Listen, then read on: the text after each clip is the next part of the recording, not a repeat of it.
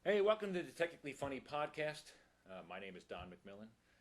For many years, I was an engineer. Now I'm a stand-up comedian, and the Technically Funny podcast is kind of the way I look at the world. I'm still a geek. I'm still a nerd, but I find the funny stuff in there, and I hope you enjoy it too. And give yourselves a binary high five for joining us. 101. I invented that a few years ago. The binary high five. It's finger, absence of a finger, finger. So it's 101 binary 5, and I've always hoped and dreamed that this would spread and catch fire, and it would be a thing in the world. So someday I'd see President Obama give Michelle a binary high five, 101, and that's why I know I've had an impact in the world, but it hasn't happened yet. So please go out and spread the binary high five. Let's get to today's podcast. So what I really want to talk about today is one of my favorite subjects, but to kind of set it up, I wanted to share a story with you. I have always been a nerd my whole life. I loved math and science in school, and I went to engineering school. I got a master's degree in electrical engineering. And then I went to work at the nerdiest place on earth, Bell Labs in Murray Hill, New Jersey. Now, let me tell you a little bit about Bell Labs. Bell Labs in Murray Hill is a basic research facility, one of the greatest think tanks in the history of technology. So many amazing things were developed there. Schottky developed the transistor at Bell Labs in Murray Hill.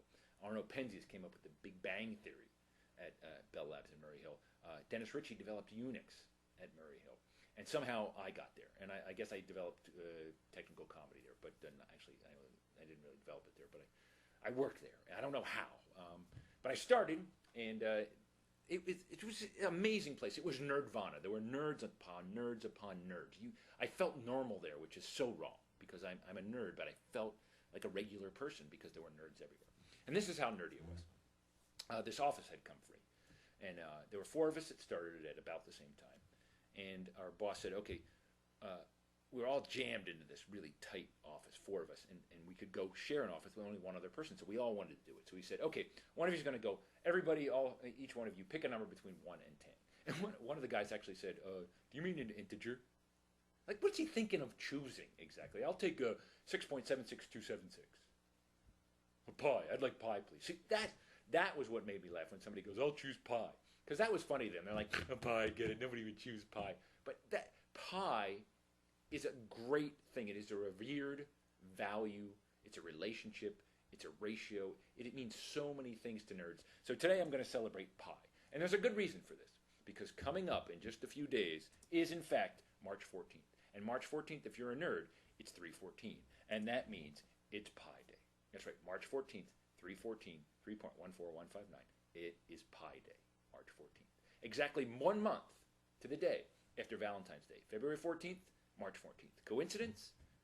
Most definitely, because there is no way that engineers went, we think we'll have Pi Day exactly 1 month after Valentine's Day. No, it's not related at all. In fact, very oftentimes nerds celebrate Pi Day more than they celebrate Valentine's Day.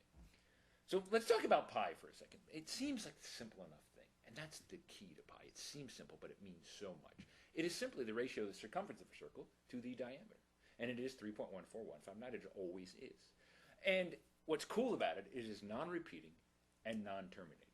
They've never found an end to pi. They've never reached the end. They've calculated pi actually out to 10 trillion decimal places. 2 guys in 2011, a guy from Japan and a guy from Northwestern University, took months and months and many computers and most of their lives calculating pi to 10 trillion decimal places, and it never repeated, and it non-terminated, and they never dated ever, those two. They never will. As long as they're calculating pi, they were uber nerds. They will never date. They're just calculating pi.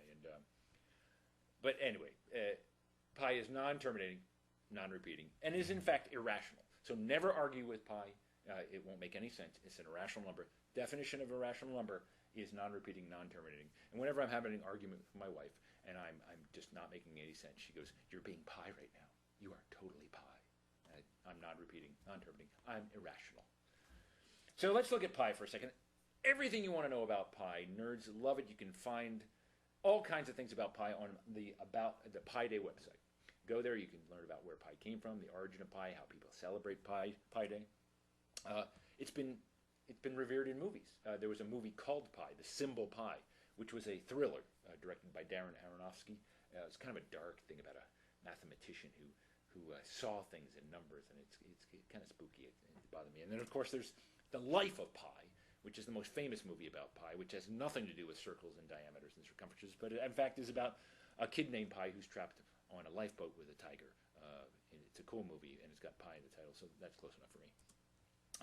On Pi Day, you're going to see all kinds of nerdy stuff. You're going to see most engineers and techies in Pi Day shirts because we wear T-shirts and jeans. That's our uniform. That's our dress. So you see Pi shirts. The hardcores will go for the actual 3.14155 non-repeating, non-terminating shirt. That shirt will go on forever. It'll never reach the bottom. It's just a never-ending shirt. Some shirts are kind of fun. They'll make you actually break the code. This is my favorite one right here. Of course, if you look at it, there's 4 parts to this shirt. There's the square root of -1, which is I. There's 2 cubed, which is 8. There's a sigma, which is sum, and there's the pi symbol. So I ate some pi. It's I ate some pi, and this, if at a nerd convention, this shirt would be it would kill. Oh God, I ate some pi. I get it. Cool shirt, dude. Where can I get it?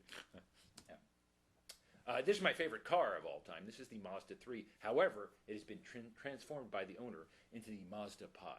That's right, by just changing this back plate, if you look carefully, it's Mazda 3.14159.263, and it goes on forever, just like that. Much like the payments to Mazda, it goes on forever.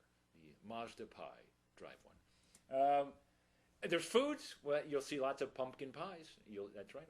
And this technically actually is pumpkin pie or pi squared for the hardcore mathematicians amongst you. You need to simplify all equations. Here's another way of expressing pi in pies. There's the pi number of pies, which is 3 full pies, and then a slice of pie that is 0.14159 of a full pie.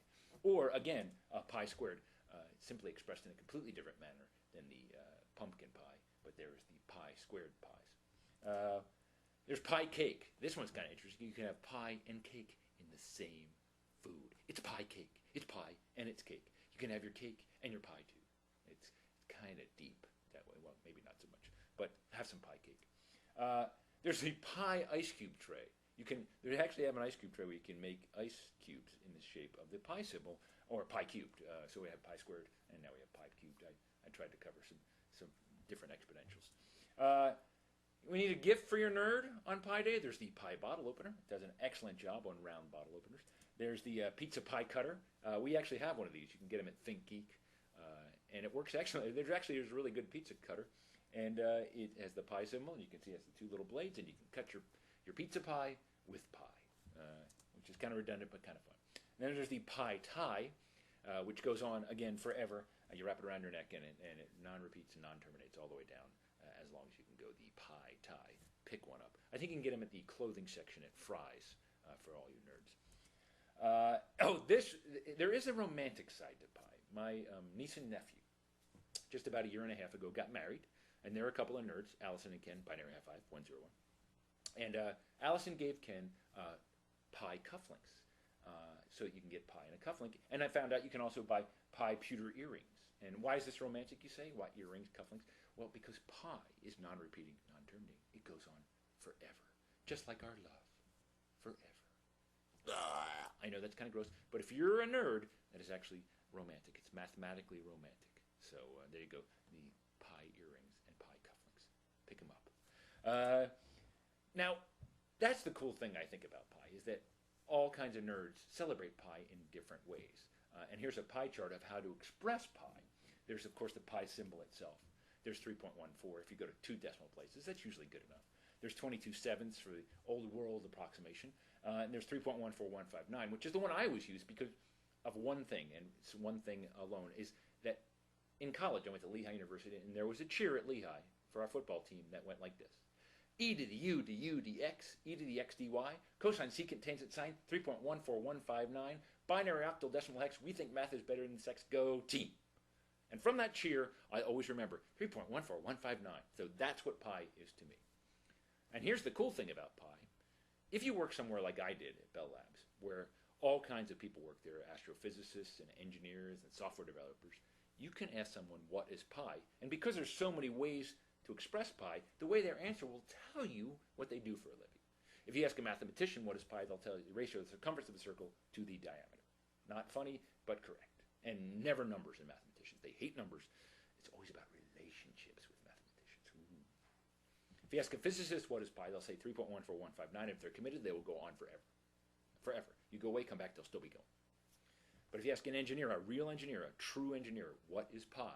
An engineer will say D, about 3. But I would use 4 to be safe. And actually, I'd look that up if I were you. I didn't pay a lot of attention in school, and I drank a lot. And you should look it up. And don't tell anybody I helped you. No, really, look it up. If you ask a software engineer what is pi, a software engineer or developer what is pi, they'll say, I think it's F6 in the vending machine. Yeah, and I always get a Diet Coke with it. Yeah, that's a meal right there. Pie and Diet Coke. That's a meal to me. You ask a manager what is pi, and a manager will say, well, when do you need to know by? I'm going to need more people. This is going to impact my schedules and my budgets. I need this documented. And finally, ask a salesperson what is pi, and a salesperson will say, well, the engineers will tell you 3, but I can get it to you for 2.6. 2.2 if you order now. Right? But only because it's the end of the month. I walk out that door, deal is off. I need this revenue now. So that is pi. And Pi Day is coming up in just a couple of days. So I tell you, go out and celebrate pi. If you see an engineer, give him a binary high five, 101, give him a hug or her a hug. The engineers hate to be hugged, but do it anyway. It's Pi Day. And celebrate pi. And go out and have a non-repeating, non-terminating day. And thanks for joining me on Technically Funny. See you next time. This is Don McMillan. Binary high five, 101.